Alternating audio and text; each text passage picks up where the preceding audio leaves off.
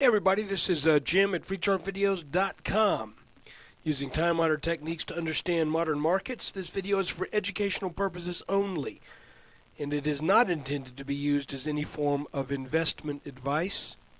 I can draw lines on charts, but you have to draw your own conclusions from your own due diligence and make investment decisions that are suitable for your personal financial situation. I am not a licensed professional, just a guy that draws lines on charts. So let's look at the S&P. You might recall that last Friday I mentioned that it looked like this might be shaping up to be an inverse head and shoulders. Was not sure if we might sell down today to tag this line, but regardless, the purple line right here at about 1288 to 1290, slightly sloping upwards. We identified that as a neckline, this being a reversal pattern from the move from 1344 down to 1240 and chain, what 1249 or something. So anyway, what happened today was we got a breakout over this line, and that pretty much held today. It did turn out that all of Friday's action was pretty much a bull flag. In other words, we broke out over this channel line right here. By the way, this is a bear flag. It goes up and it leads to more selling. A bull flag forms after, okay, let me start all over again. A bear flag forms after a swift down move as prices try to struggle to get back up, but it's like they only go so far, then they fall back down, then they go up a little bit more. There's another bear flag, then they go down, another bear flag, then they go down, then it goes up, and then kind of drifts down, heads up again, drifts down, heads up again. And what did we do all day long after that strong move? Slightly drifted down.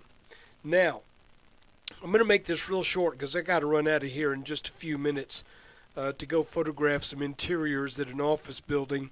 But anyway, you can see that this measurement of this pattern is very easy because we have a nearly flat neckline.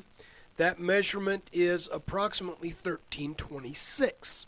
What makes this really interesting is that means not only will we likely get over this, and I say likely because these lines cross right here, these two blue lines. It means we will by necessity have to get over the top line that was resistance in the reversal pattern that had set up right here.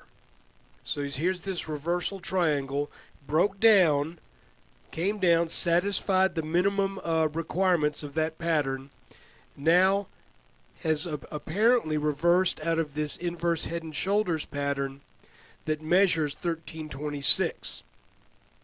Now I'm just going to think out loud here.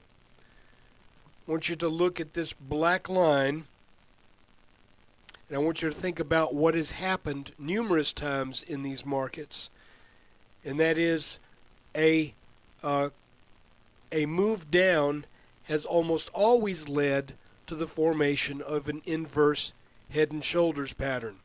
I'm just playing here now. This is just for fun. I'm not saying this is going to happen because there's no way I could know at this point, but it's something to be aware of. What would happen if we broke this line, this pattern made its target at about 1326, and it broke this line and then made another move to back test that, and then decided to go on up for more. What would this be? Well, that would be another inverse head and shoulders look where it happened. Run up, inverse head and shoulders. What did we have back here? This big one right here. Let's go to a one-day chart. Run up, break down, inverse head and shoulders. As a matter of fact, we had one leg, a little correction, another leg, and you see what I'm saying. It looks like when we get these corrective moves, we're getting very easy to spot patterns that that result from these. This is very preliminary right now. I do not want to say that that's what we're going to get here. Not yet.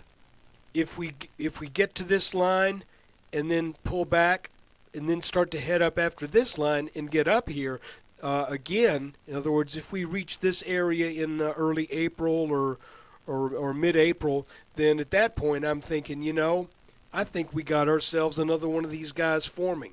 But it's very much too early to say that right now. What we can say, though, with a fair amount of confidence, is that this line of resistance broke out.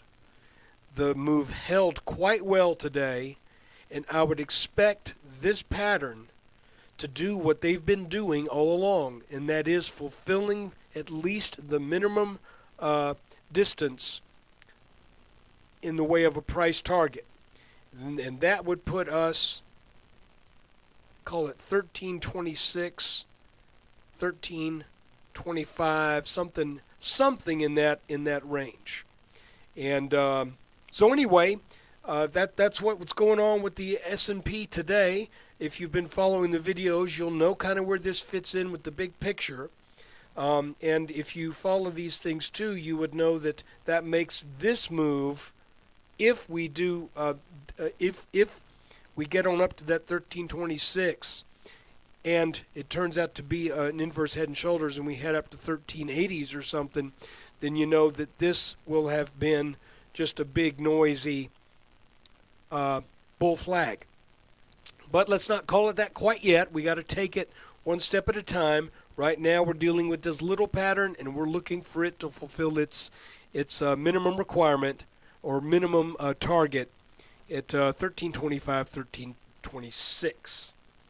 I hope you've gotten something out of this video. If you have, please visit me at freechartvideos.com and look for another video tomorrow. Thanks.